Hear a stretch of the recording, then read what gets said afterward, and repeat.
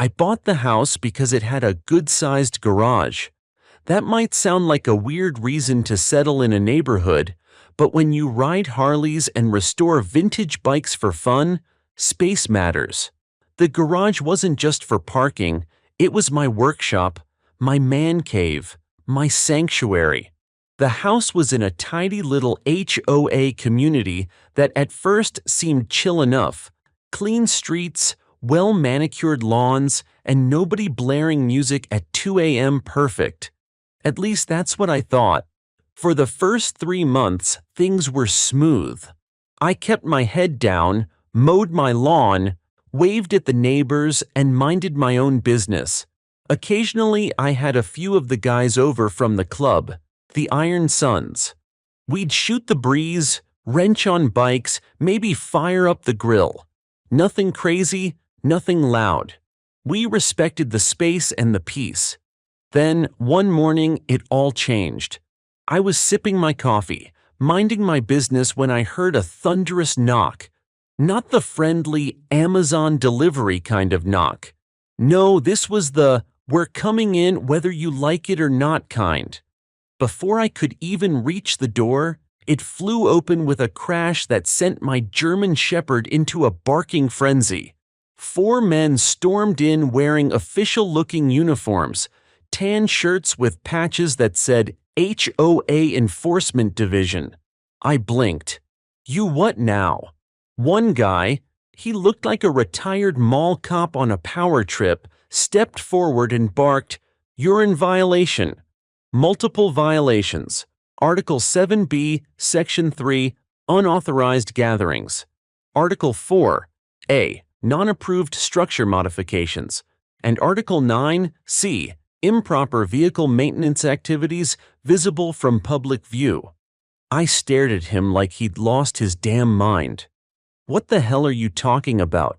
Another guy was already snapping photos of my garage, my bikes, my toolbox, like this was some kind of crime scene.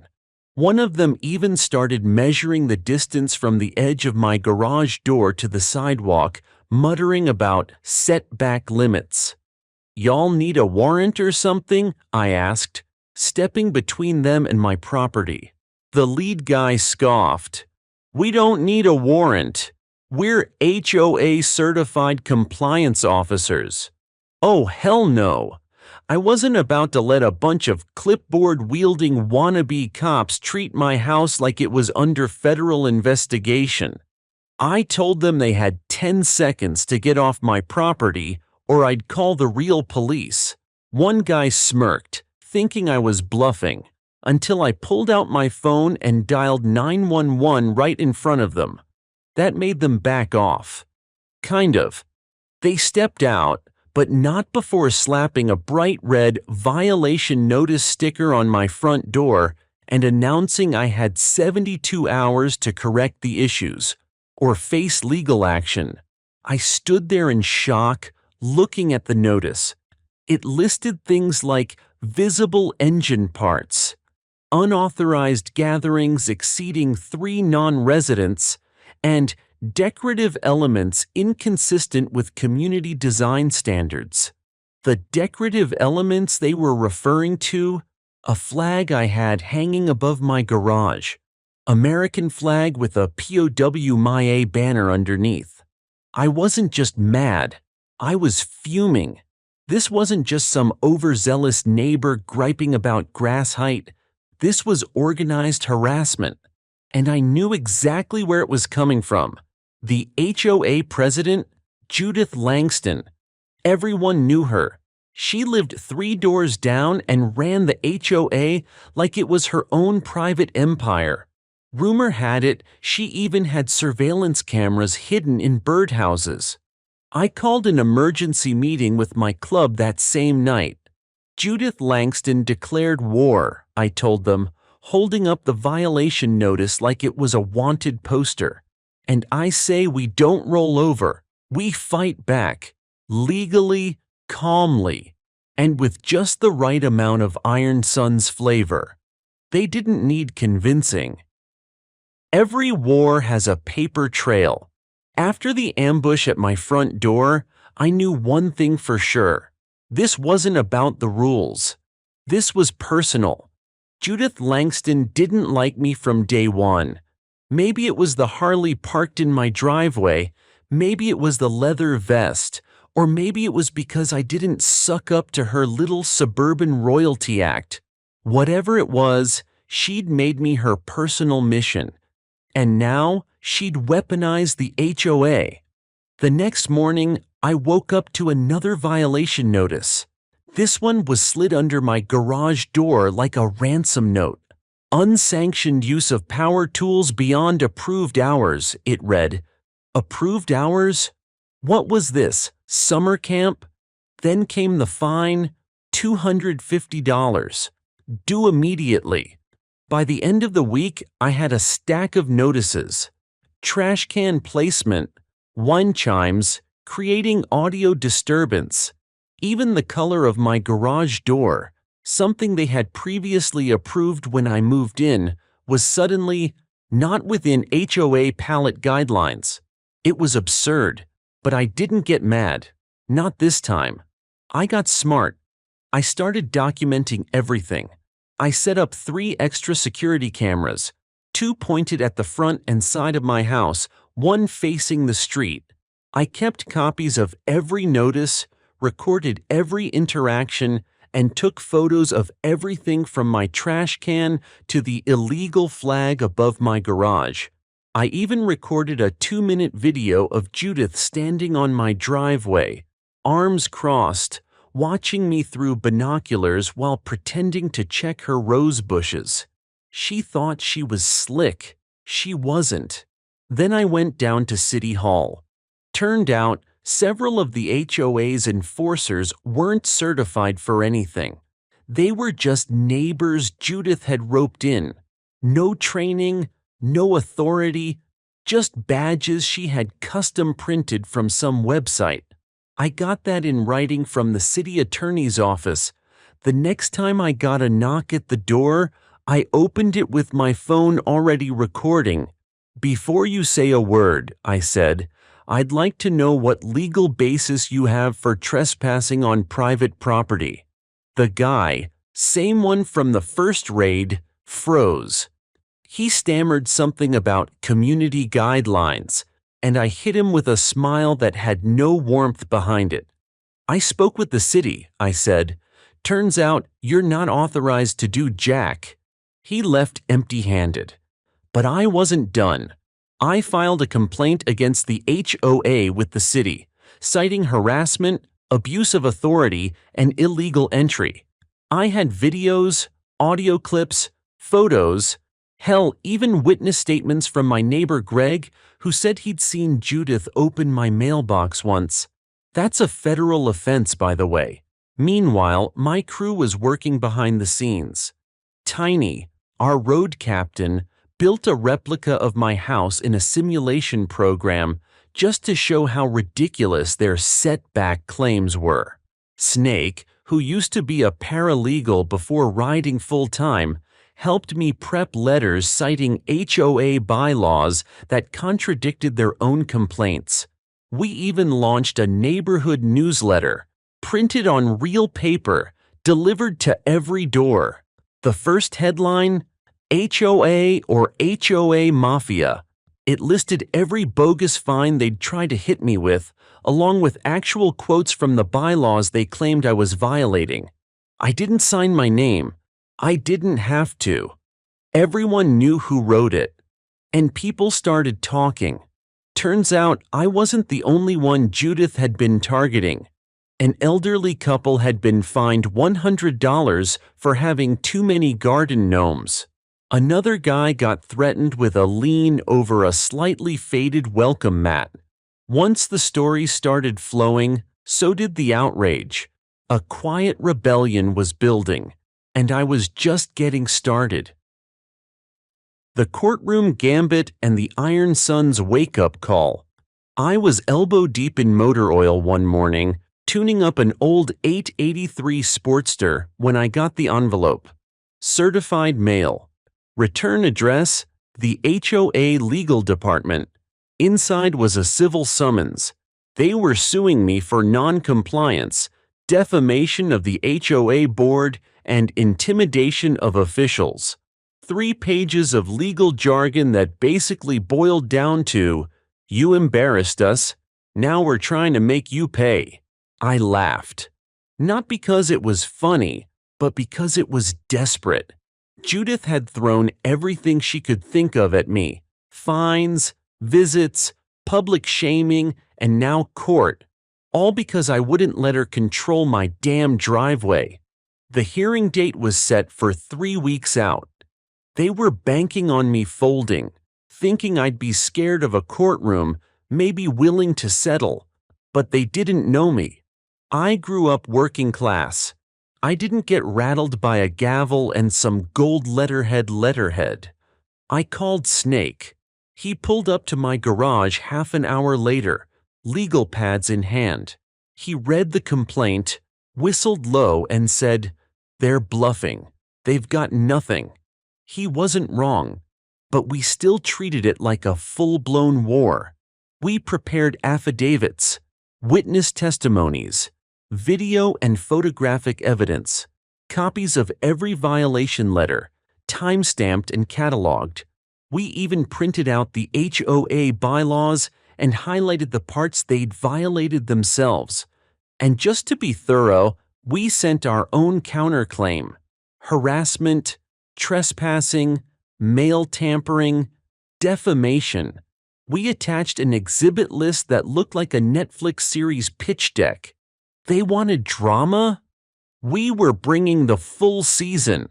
But it wasn't just the legal fight they had to worry about, because while we were prepping the paper war, the Iron Sons were making moves of their own.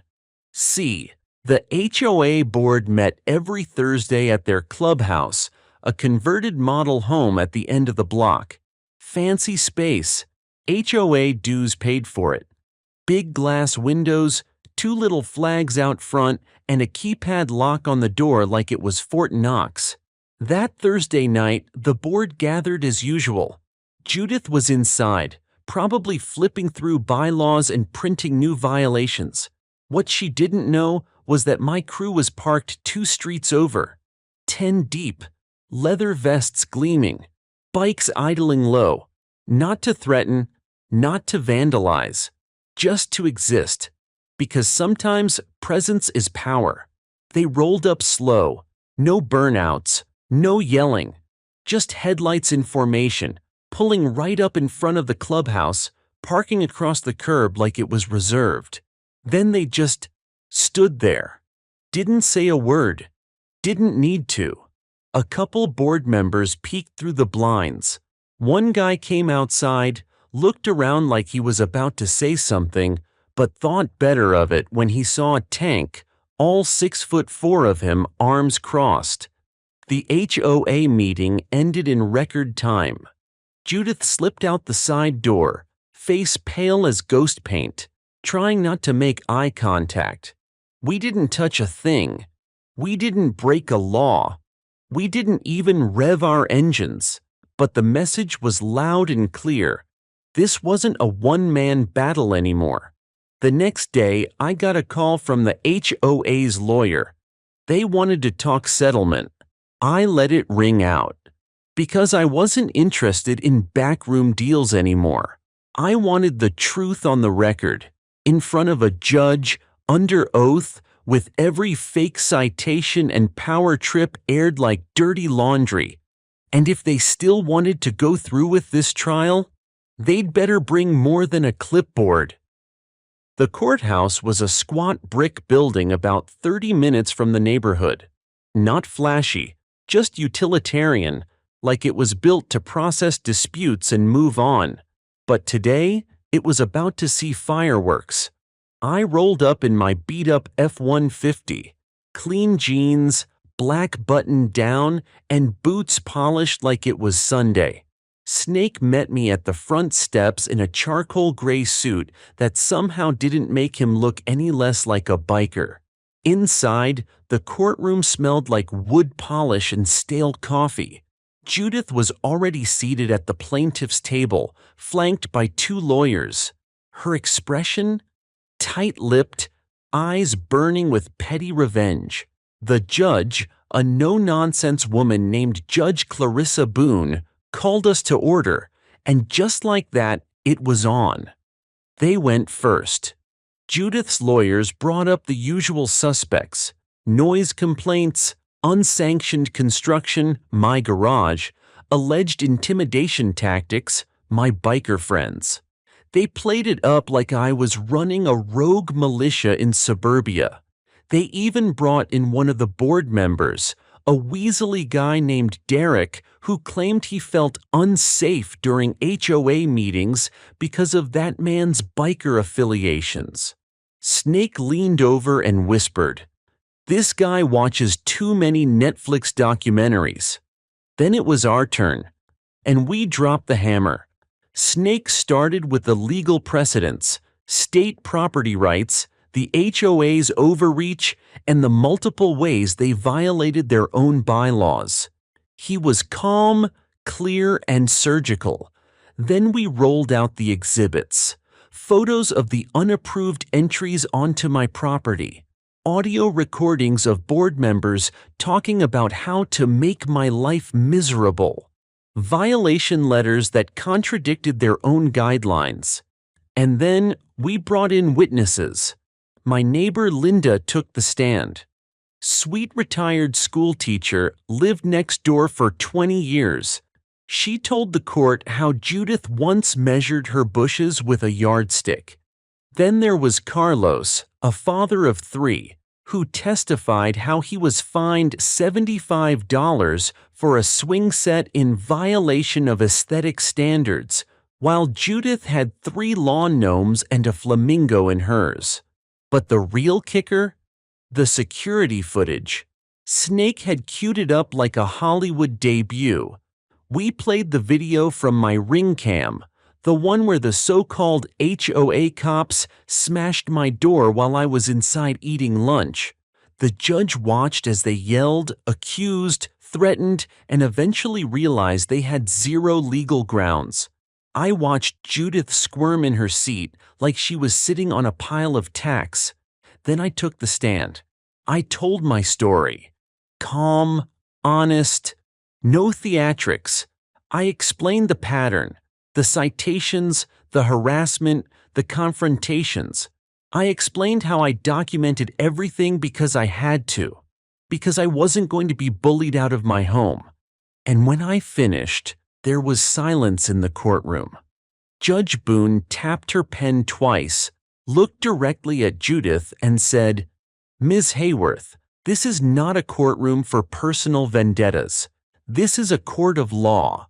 And based on what I've seen today, your board's actions have been punitive, inappropriate, and arguably unlawful." She ruled in our favor. The HOA had to rescind all violations, pay court costs, issue a formal apology. And Judith? She was removed from the board, effective immediately. When we walked out of that courtroom, the sun was hitting just right, and for the first time in months, I breathed easy. Snake grinned at me and said, "Told you. Never fold." But the story didn't end there, because power-hungry people don't just disappear, they regroup.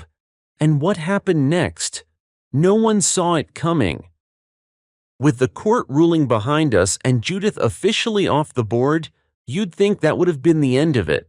You'd think peace would settle in like smoke after a fire. But bullies don't go away quietly, and neither do their enablers. See, the HOA board didn't just lose a president. It lost its queen bee, and with her gone, the rest of the hive was in disarray. That's when things got shady. About a week after the court ruling, I noticed Derek, the same guy who claimed he felt threatened in court, meeting with 2 other board members in the clubhouse parking lot late at night. No lights, no agenda posted, just whispers and flashlights. Then it started. Emails from the HOA started getting weird. Not official emails, anonymous ones. They warned of new rules being discussed off record. One hinted at resurrecting Judith's favorite rule about mandatory yard inspections. Another proposed limiting guest vehicles in the neighborhood, obviously aimed at my biker crew. It was clear someone wanted revenge, and they were using HOA back channels to make it happen. But here's the thing about trying to run a secret club in a neighborhood that's just been burned by dictatorship. People talk. Turns out the block had changed since the courtroom win. Neighbors who once avoided HOA politics were now deeply involved. Parents, retirees, working folks, we were all watching. And when one of the newer board members, a soft-spoken guy named Mark, leaked minutes from a secret advisory meeting that proposed reinstating emergency powers to the acting board president, we knew exactly what was going down. They were trying to reinstall Judith under a different title. Unofficially, of course. We called an emergency town hall, and this time the neighborhood showed up like it was a Super Bowl party. Fold-out chairs lined the community center. People brought snacks. Someone even brought a projector to live stream the discussion to neighbors who couldn't attend. It wasn't just a meeting, it was a reckoning. Derek tried to brush it off as standard HOA business. But I stood up and pulled out the printouts of the leaked emails, the meeting minutes, and a list of members who had secretly approved the shadow policies. Then I turned to Mark, who bravely stepped forward, and he said, "I was told we had to fall in line, that the neighborhood needed a firm hand again, that we should bring her back quietly." I refused, and I won't stay silent anymore. Gasps rippled across the room. It was over. The remaining old guard board members resigned on the spot. By the end of the night, a new special election was called. This time with full community oversight. And guess who ran for president? Linda. Yep, the retired school teacher who once got cited for a mailbox being off-white instead of cream. She won in a landslide. Under her leadership, we rewrote the entire HOA charter. No emergency powers without community vote. All meetings must be publicly scheduled and recorded. No fines without photo evidence and majority board approval. HOA board limited to 2-year terms. But the best rule of all? Any board member who previously served under a disciplinary removal is permanently disqualified from future service. Translation: Judith was never coming back. The next weekend, we celebrated. Grill fired up, music on. Even Snake brought his bike around for the kids to sit on. It felt like closure. But then something happened that I didn't expect. Judith showed up, not to start trouble, just to watch. She stood on the edge of the cul-de-sac, arms crossed, watching us laugh, eat, and live freely without her control. For once, she didn't say anything. She just walked back to her car and drove off. And that was the last time we ever saw her in the neighborhood. Months passed. Fall rolled in. The smell of cinnamon and barbecue blended on the wind. Life had finally stabilized. The new HOA board, under Linda's calm, reasonable leadership, functioned like a real community group, not a private government. Meetings became potlucks. Agendas were short and sane. No fines, no drama. Just neighbors working together. The infamous HOA clubhouse? We turned it into a community center. Open gym nights, free classes, movie screenings for the kids. The place that once felt like a courtroom now rang with laughter. As for me, my garage was buzzing, literally and figuratively. What started as my personal hobby space had become a workshop of sorts. Every Saturday, I hosted open-door sessions. Anyone in the neighborhood, kid, adult, senior, could stop by and learn something. Woodworking, welding, bike tuning, even art projects. The walls were covered in birdhouses, repainted mailboxes, custom lawn signs. Where Karen once saw violations, now stood expressions of creativity. And then, one day, Snake rolled in with an idea. He stood in my garage, sipping a cold soda, looking around at all the neighborhood kids painting wooden toolboxes and said, "You ever think about making this official? Like a non-profit workshop? You've got half the block in here already." At first, I laughed it off. But the more I thought about it, the more it made sense. We had the space. We had the tools. We had the support. So we did it. 3 months later, we launched the Open Bench Project, a neighborhood-led nonprofit that offered free classes in craftsmanship, mechanical skills, and DIY home repair. Funded by donations, run by volunteers, mostly my biker crew, now local legends. Snake taught welding. Big Red ran electrical basics. Linda even taught decorative painting. Parents brought snacks. Local hardware stores donated materials. And we hosted a Fix-It fair every season, where anyone could bring something broken and someone would help fix it. To think, this all started because an overzealous HOA president didn't like my garage light. Life has a funny way of flipping the script. But the real kicker?